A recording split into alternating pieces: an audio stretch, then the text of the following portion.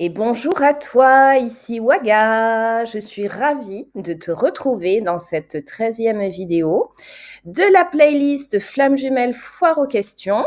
Donc, je vais tenter de répondre à 3 nouvelles questions. Mais bon, je précise comme toujours que ce que j'avance reste ma vision des choses et mes ressentis et non une vérité absolue. Ceci étant dit, c'est parti pour la première question. Alors, je lis et entends partout que le runner, donc ou la runneuse, aime son chaser. Mais alors, pourquoi cette absence? Alors, pour commencer, oui, je confirme et je reconfirme même que le runner, la runneuse, aime son chaser. Et ceci, je dirais même dès le premier instant. Oui, oui, oui. Ensuite, pour moi, en tous les cas, aimer n'est pas incompatible avec le fait de ne pas être ensemble physiquement et n'a d'ailleurs pas du tout de rapport ou de lien direct, même si je suis d'accord avec le fait de penser, logique et simple, que si l'on s'aime, alors soyons ensemble.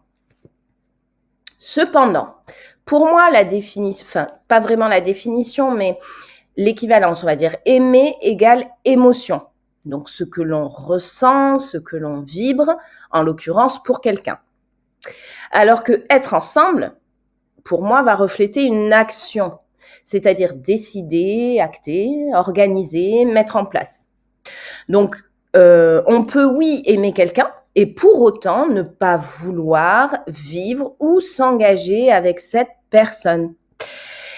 Je rappelle que l'amour, le vrai en tous les cas, même si on ne devrait pas dire l'amour le vrai, parce que pour moi, l'amour, il n'y en a qu'un, mais je précise, l'amour le vrai n'est pas « je t'aime donc ». Il est sans condition. Donc oui, on peut aimer quelqu'un et pour autant ne pas forcément vouloir vivre avec, s'engager, etc. On peut vouloir, préférer être à distance. Ça n'empêche pas de ressentir de l'amour pour quelqu'un. Donc après ce préambule et recentrage un petit peu des choses, toujours d'après ce que moi je ressens et comment je vois les choses, en fait, de nombreuses choses ou facteurs peuvent faire que le runner, la runneuse soit absent, absente.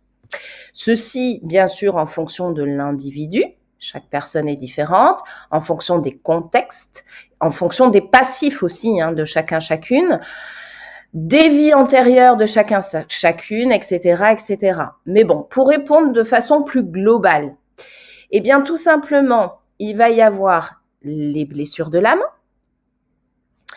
des traumas potentiels liés à cette vie actuelle et ou à des vies antérieures, des peurs, des pensées limitantes, bien souvent, fausses croyances également, liées à l'enfance, etc., etc., etc. Il y a beaucoup de choses, beaucoup de facteurs qui vont faire que le runner, la runneuse va être amené à être absent, absente. Mais aussi, je tiens à préciser, et en effet miroir, et à ne surtout pas négliger, en fait, l'identique concernant le chaser. Toi, chaser. C'est-à-dire que toi aussi, tu as des peurs, sûrement des pensées, croyances, des pensées limitantes, des fausses croyances. Toi aussi, tu as eu une enfance, une éducation, tu as vécu des choses, tu peux avoir des traumas, etc., etc., etc. En effet, miroir, c'est la même chose. Voilà, c'est la même chose. Pas la même histoire, forcément, mais la même chose. Et je précise cela parce que souvent, quand on se pose des questions, on est tourné vers l'extérieur. Là, en l'occurrence, tourné vers le runner. Et on oublie d'être tourné vers soi, quelque part. Donc, du coup, effectivement, c'est l'identique pour toi, cher chaser. Donc, je rappelle aussi qu'au sein de ce parcours, qui est celui de Flamme jumelle, l'idée est d'être réunis, si réparés, et ce, des deux côtés. Entre autres, en l'occurrence, il y a beaucoup de choses à tenir compte sur ce parcours, mais l'idée, oui, c'est d'être réparé des deux côtés. Voilà. Donc peut-être aussi que si le runner, la runneuse est absent, eh bien peut-être que tu n'es pas réparé totalement, en tous les cas aussi à ton niveau, et peut-être qu'il faut aller creuser tout simplement. Allez, on passe à la deuxième question. Équilibré et très avancé sur le parcours, pourtant, pas de réveil de mon runner ou de ma runneuse. Pourquoi? Alors, cher chaser, en effet, certaines d'entre vous savent et donc peuvent affirmer que leur runner, leur runneuse est réveillé. Pourquoi? Parce que certainement que vous êtes en contact et ou que vous avez pu échanger sur ce sujet, qui est ce lien, etc., etc., etc. Donc avec votre runner, votre runneuse. Alors que d'autres, donc chasers, ne peuvent pas venir affirmer, confirmer ceci, donc le fait que le runner soit réveillé, car, eh bien, pour le coup, ils ne sont pas en contact et n'ont pas eu l'occasion d'échanger sur ce sujet avec leur autre, donc leur runner, leur runneuse.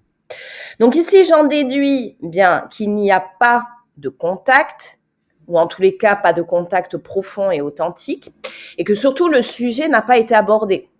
Ou encore qu'il a peut-être été abordé, mais qu'il a été repoussé, rejeté par ton runner ou ta runneuse. Cependant, je tiens à préciser qu'un réveil est interne, il est personnel, il est intime aussi, et individuel. Et donc, ce n'est pas parce qu'on ne l'exprime pas qu'il n'a pas eu lieu. Il y a une nuance. Donc ici, je pense que tu dis qu'il ou qu'elle n'est pas réveillé, car tu ne constates pas d'action en ta faveur. Et ça, c'est un autre sujet. On passe à la troisième, donc, et dernière question. Vraiment possible que le runner, la runneuse, puisse se débarrasser un jour de son entourage toxique et de son influence? Alors, en introduction à cette question, ce qu'il faut voir avec recul, bien sûr, et bienveillance, donc au sein de cette question, c'est que le chaser doute bien souvent de son runner ou de sa runneuse. La preuve en est au sein de cette question. Je doute qu'il puisse vraiment, quelque part, si je me pose la question, j'en doute, qu'il puisse se débarrasser de son entourage toxique et de son influence. Mais je dirais que cette chose, c'est-à-dire ce doute, et donc qui dit doute dit manque de confiance, est ressenti, même énergétiquement parlant, il ne faut pas oublier qu'on est lié avec notre autre, par le runner, la runneuse. Et ceci vient activer sa blessure d'humiliation extrêmement fortement. L'idée n'est pas de culpabiliser, je donne une explication, tout simplement. Et oui, cher chaser, il y a de nombreuses choses que tu ne vois pas ou dont tu n'as pas conscience, car il y a souvent du déni te concernant. D'une part, où tu vas, donc d'une part, bien souvent, il y a du déni, où tu vas te dire, ou penser, je suis persuadée d'eux, alors qu'au fond et à l'intérieur de toi, qu'en est-il? Est-ce que tu es vraiment persuadé au fond et à l'intérieur de toi? C'est peut-être qu'en surface, bien souvent. Et d'autre part, le runner, la runneuse s'exprime très souvent très peu. Mais pourtant, c'est pas parce qu'il s'exprime pas qu'il ne ressent pas les choses. Bien au contraire, je dirais même qu'il ressent tout. Il ressent tout. Il est loin d'être bête. Il est loin d'être faible. Enfin, pour répondre concrètement à la question, pour moi, oui, le runner, la runneuse fera du ménage. Alors, ménage entre guillemets, à un moment donné au sein de son entourage. Et ceci pour plusieurs raisons. Déjà, premier point, je vais en évoquer un certain nombre qui me viennent comme ça, il n'y aura sûrement pas tout, mais premier point pour moi, le runner, la runneuse a une force intérieure au moins égale à celle du chaser. La différence est que tout est intériorisé bien souvent chez lui ou chez elle, donc chez le runner, chez la runneuse, alors que le chaser, lui, c'est extériorisé. Lui, il montre, il est dans l'action, bien souvent. Ensuite, un deuxième point, pour moi, le runner, la runneuse aura un déclic, à un moment donné, lié aux expériences justement relationnelles qu'il vit, qui, au fur et à mesure du temps. en plus du travail qu'il aura effectué sur ses blessures. Et tout ceci va lui faire mettre un stop radical, et je dirais même irréversible, vis-à-vis de cet entourage, entre guillemets, toxique. Un autre point, pour moi, le runner, la runneuse est extrêmement intuitive. Ne sous-estimez pas sa conscience. Seules, pour moi, des fausses croyances et pensées limitantes, en plus de peur, blocage, doute, entre autres, le freinent ou la freinent à l'action et à l'affirmation.